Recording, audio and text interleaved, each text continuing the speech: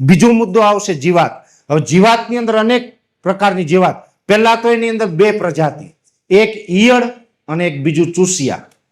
હવે ઈયળ અને ચૂસિયા છે, જેની અંદર ચૂસિયામાં જોવા જાય તો લીલી પોપટી, સફેદ માખી, મોલોમચ્છી, થ્રીપ્સ, કથીરી આ બધા ચૂસિયા આવે. ઈયળની અંદર લીલી, કાબરી, ગુલાબી, લશ્કરી, લીફ માઇનર, ઘોડિયા ઈયળ, અલગ અલગ પ્રકારની ઈયળ આવે. અને જેટલી ઈયળ આવે એટલી પાછી દવા આવે, અલગ અલગ પ્રકારની, અને ખૂબ મોંઘી આવે છે.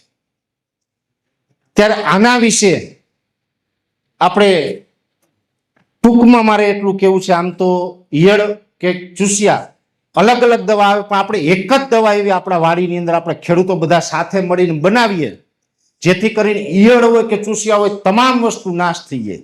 કોઈ જ પ્રકારની આપણે ક્યાંયથી વેચાતી દવા ન લેવી પડે. અને બીજું કે આની અંદર અલગ અલગ પ્રકારે ઘણી દવા બને, જેમ કે અગ્નિ અસ્ત્ર હોય, 10 પર્ણીય વર્ક હોય, 5 પંચપર્ણીય અર્ક હોય, ઘણું બને. પણ જેમાં મને રિઝલ્ટ સારા લાગે છે ને આપણે આસાનીથી બધા બનાવી શકીએ એ હું તમને કહું છું, પંચપર્ણીય અર્ક. હવે આ વાત ખાસ ધ્યાનથી તમે સાંભળી લેશો તો તમારે ક્યારેય પણ જીવાત માટે કોઈ જ પ્રકારના એગ્રો પગથિયા ચડવાની જરૂર નહીં પડે. જેની અંદર પંચપર્ણીય અર્ક એટલે 5 વનસ્પતિ લેવાની છે, જેમાં આકડો, ધતુરો, કડવો લીમડો, બિલ્વપત્ર અને સીતાફળ, આ 5 વનસ્પતિને તમે ઓળખો છો. બધી જ જગ્યાએ આસાનીથી મળી જશે.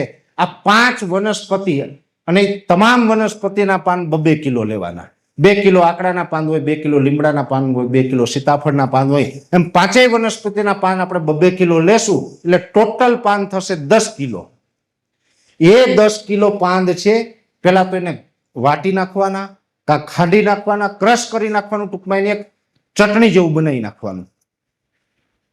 અને એ 10 કિલો પાનને 20 લીટર પાણીમાં નાખીને ઉકાળો. 20 લીટર પાણીમાં નાખીને ઉકાળો એટલે એ પાણીને આપણે એટલી હદે ઉકાળવાનું છે કે 20 લીટર પાણીમાંથી 5 લીટર બળે અને 15 લીટર રહે. બરાબર, 5 લીટર પાણીથી બળી જવું જોઈએ, 15 લીટર પાણી રહેવું જોઈએ. આટલી હદે ઉકાળીને પછી એ ઉકાળાને આપણે ચોખ્ખા કપડામાં ગાળવાનો છે. વાસણ પણ ચોખ્ખું રાખવાનું. એ 15 લીટર ઉકાળો છે ને તમે કપડામાં ગાળશો એટલે પાનને જે આપણે ઉકાળો કર્યો એ કચરો બધો ભેગો આવશે ને કપડામાં. આપણે ઓલા રોડ ઉપર ચા વાળા જેમ ચા ગાળતા હોય ને કપડાથી, એવી રીતે તમે ગાળશો પછી પણ એ કચરો હશે ને એમાં પણ સાચો માલ રહી ગયો હોય. એ જે ઉકાળો જે હું તમને કહું ને એને ગાળી લેવાનો વ્યવસ્થિત. એમાંથી બધું જે અંદર હોય લિક્વિડ કાઢી લેવાનું છે. એ 15 લીટર ઉકાળો ઠંડો પડે ને ત્યાં સુધી એમાં કાંઈ નહીં કરવાનું, એકદમ ઠંડો પડવો દેવાનો. એટલે એમાં લગભગ 2-2.5 કલાક જેટલો સમય લાગશે. 2-2.5 કલાકે એકદમ ઠંડુ પડી જાય પછી એમાં 5 લીટર પાછું ગૌમૂત્ર નાખી દેવાનું. એમાં 5 લીટર પાછું તમે ગૌમૂત્ર નાખશો એટલે પાછું 20 લીટર થઈ જશે. એ જે 20 લીટર બને ને એ 20 લીટર દવા બની ગઈ. શું દવા? એની એક્સપાયરી ડેટ કેટલી? તો કે 9 મહિના સુધીની. જે દિવસે તમે બનાવો એ તારીખ લખી લ્યો. એ તારીખ તમે લખી લ્યો, એ તારીખથી લઈને 9 મહિના સુધી ગમે ત્યારે તમે વાપરી શકો.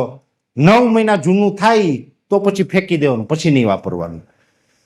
પણ 9 મહિના દરમિયાન ગમે ત્યારે એક પંપની અંદર 500 ml તમે નાખીને કોઈ પણ પાકમાં છંટકાવ કરો. એમાં ચોમાસું પાક દરેક આવી જાય, મગફળી હોય કે પછી આપણે તુવેર અત્યારે આપણે વાવતા હોય, કપાસ વાવતા હોય, સોયાબીન હોય કે કોઈ બીજો પાક વાવેલો હોય, ચોમાસું પાક હોય, શિયાળુ પાક હોય, ઉનાળુ પાક હોય, દરેક પાકમાં ચાલશે અને દરેક જીવાતમાં ચાલશે. ચૂસિયા હોય, ઈયળ હોય, દરેક વસ્તુને મારે આ પંચપર્ણીય અર્ક છે એક પંપમાં 500 ml નાખીને રેગ્યુલર તમે 2 છંટકાવ કરો ને 10 થી 12 દિવસના ગાળે, એટલે તમારે ગમે એવી હેવી એટેકમાં જીવાત આવી હશે એ તમામ જીવાતનું નિયંત્રણ આનાથી થશે.